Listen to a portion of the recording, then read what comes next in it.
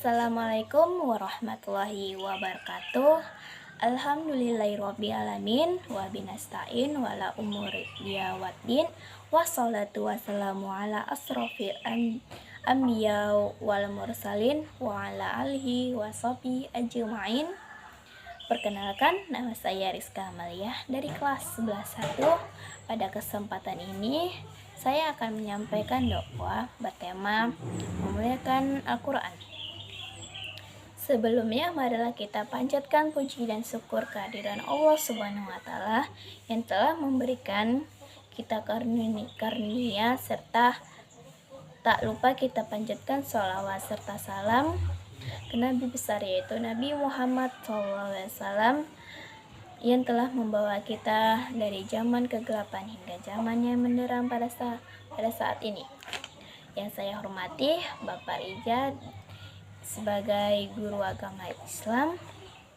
Tentunya kita semua mengetahui bahwa Al-Quran merupakan salah satu berbagai banyaknya mukjizat Nabi Muhammad SAW, dan Al-Quran merupakan mukjizat terbesar dari Nabi Muhammad SAW yang mengandung banyak sekali hikmah serta petunjuk, dan juga pengajarannya ia mencakup sebagai aspek kehidupan, bahkan konsep kehidupan yang terbaik, ketinggian serta kekuatannya juga melebihi gunung, seperti yang tertera dalam surah 59 ayat 21 yang memiliki arti, sekiranya kami turunkan Al-Quran ini kepada sebuah gunung, pasti kamu akan melihat tunduk terpecah belah disebabkan takut kepada Allah Subhanahu wa Ta'ala. Dan perumpamaan itu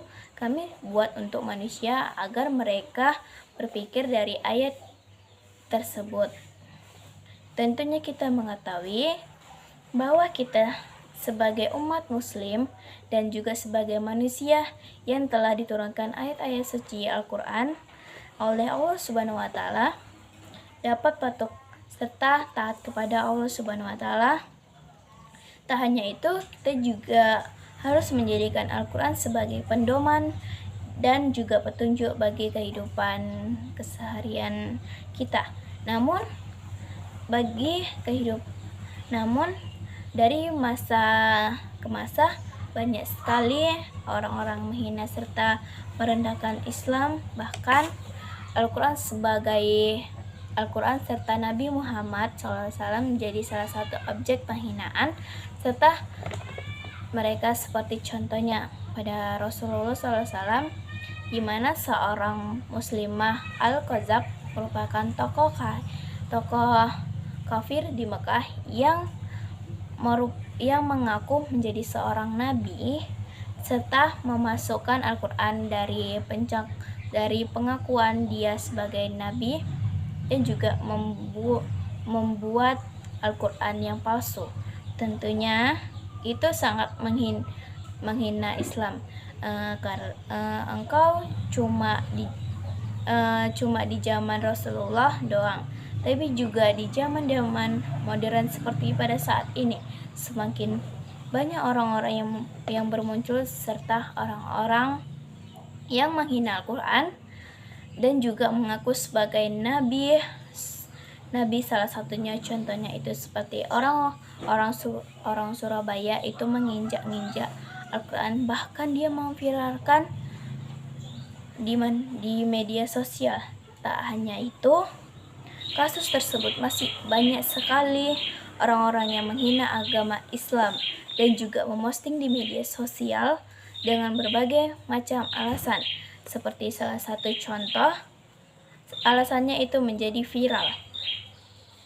Bahkan ada juga yang memang sangat membenci Al-Quran Islam, sehingga dia melakukan tindakan-tindakan yakni juga bahwa pada zaman Nabi Muhammad SAW, zaman Rasulullah SAW masih hidup, untuk muslim merupakan umat yang sangat berwibawa karena mereka menjadi Al-Quran sebagai nilai-nilai kehidupan yang tidak bersembarangan. Tentunya dengan Al-Quran Mereka menafsirkan Al-Quran dengan perilaku dari berbagai ilmu kehidupan mereka, baik di bidang ekonomi, bahkan politik. Lalu, bagaimana dengan kita? Tentunya dalam kehidupan sehari-hari.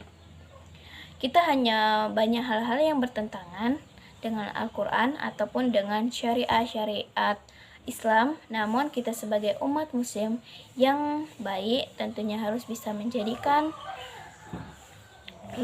Al-Quran sebagai pedoman hidup kita sehari-hari. Tak hanya itu, ada sebuah hadis yang menjelaskan bahkan sesungguhnya Al-Quran akan mengangkat derajat mereka beberapa kaum dengan kitab ini, yaitu Al-Quran, dan dia akan menghinaan beberapa kaum lainnya dengan kitab Al-Quran itu.